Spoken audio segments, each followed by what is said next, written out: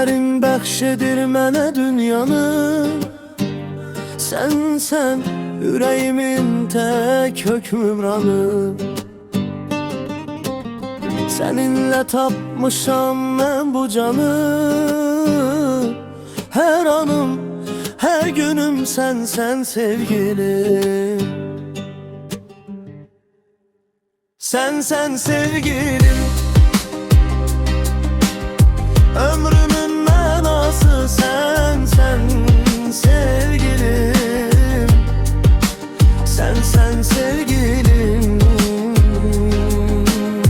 Ruhumun aynası sen sevgilim.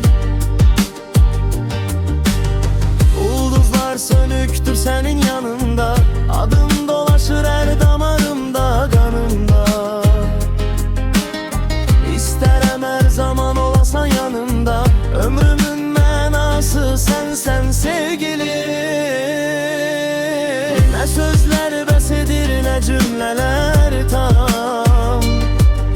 Sen varsan nur saçar her qara akşam. Sen sevgilim.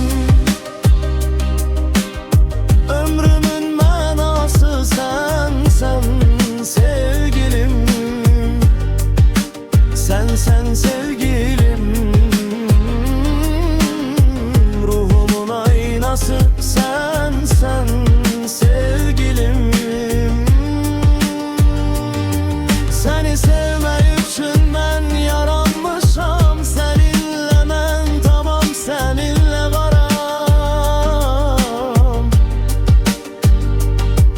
Bir ömür yetmez bu eşke inan. Her nefesimde sen, her anımda sen. Sen sevgilim.